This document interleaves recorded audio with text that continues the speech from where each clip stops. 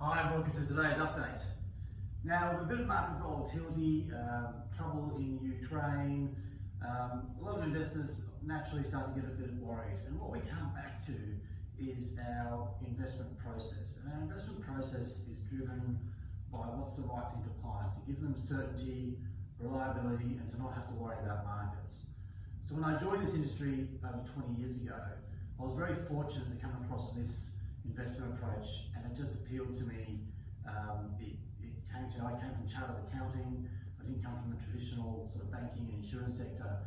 And being a chartered accountant, it's drilled into you that the client comes first. It just came naturally to me that we were looking for investment outcomes that put clients first. And so we came across some big groups that had come out of the US where they were driven by what's now called evidence-based investing. And at the time, I didn't realise that we were sort of probably one of the first advisory groups, or one of the first few, to use this approach in Australia. And it's becoming much more common around the world. And the reason is the industry's changed a lot. But the reason why it makes sense, and particularly in times of volatility, and there's 5 key reasons. I'll go through them.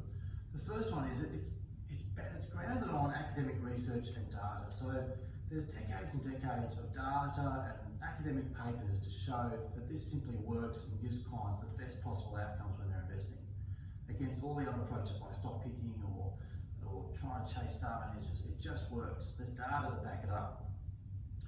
Number 2, this approach doesn't rely on guesswork. It doesn't rely on me or anyone else trying to predict what's going to happen today, tomorrow, whatever. We can have amazing investment outcomes without having to worry about that, and that takes away a lot of the anxiety, but it also gives us a much more reliable outcome because there's a lot of process behind it. And that's number 3. So it's very much driven by discipline and process, and that helps in many respects. It gives us a lot of comfort that there is a process behind all this, and data. And behind me, I'll go through some of the data just to show you how much data we have to show that this works, and we can back it up with decades and decades, back to 1927, this particular chart. So that's really important, and it gives, in my view, it gives us comfort. It's a fiduciary responsibility we have. It gives us comfort that we can back that up, but also for clients and investors, that it gives them that sense of comfort that there's a lot behind this, a lot of data behind this.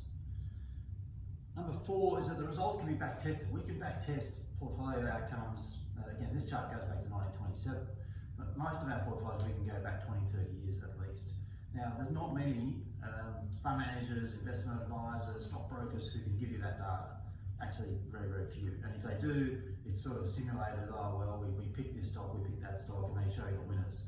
This is real data. This is absolutely real data from the market that says this portfolio, this is how it performed. Now, of course, it doesn't necessarily guarantee you that's how it's going to perform in the future, but wow, it gives us some sense of comfort, because I can show you, and I'll show you quickly here in a second, we've got monthly data of all the portfolios over all sorts of periods. So when this happens and Russia walked into Ukraine, well, what's happened in the past? Does it give us a sense of comfort that these sort of things have happened over the decades, over the century? And yes, it's a bit nerve-wracking, but we've got data to show that how markets behave in these situations.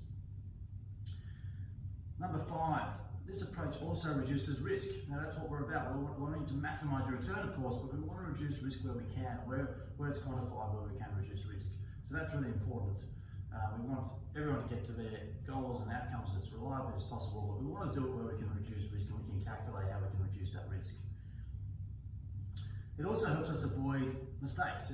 It helps us avoid the emotional decisions that get in the way, that we want to make changes because we've seen something on the news. So it's very important. Actually, one of the biggest mistakes we'll make as investors is ourselves. So we'll read something that we think that something's changed, or we need to chop and change, or we need to invest in that now, or I've heard something. So this process and this evidence-based approach really helps us avoid some of those mistakes that are very common. And number 6, it's generally lower cost. It is definitely lower cost in Australia. There's some parts of the world where I can't say that's for sure, but in here we know that this is a lower cost approach, which is great. And it's also, in most cases, it's better tax managed as well, because the turnover is lower. You're not chopping and changing all the time. So I actually said 5, that was actually 6 key reasons. I could keep going, but there's some key reasons. So I'll just show you some quick data. This is the US market from 1928 it starts, and a lot of data here. You can't see it all. I'm more than happy to show through this for anyone, but it basically shows the return of the US market from 1928, and it goes through all the way to today's date, current date. And what it does show us is just the returns. And if you invested in 1928, what your cumulative return was. So if we invested just in shares in the US market or the Australian market, obviously it's higher risk. And the standard deviation, so remember that risk is quite high. It's a number that's about 18 or 19. And obviously the return has been pretty good, but there's been periods of huge volatility. So when these sort of things happen, that's why we diversify. That's why portfolios have other assets. We diversify across thousands of stocks. We have bonds, we have exposure to other asset classes. We're not just in stocks. And that's been tempting the last couple of years where cash rates have been low. So everyone wanted to move more into risk. But what we want to avoid is these red years. There will be some red, but if we can reduce it, we're 100% in equities, you're going to have lots of red at times. But if we diversify that portfolio, we can reduce that amount of red. So I'll just quickly jump out of the camera.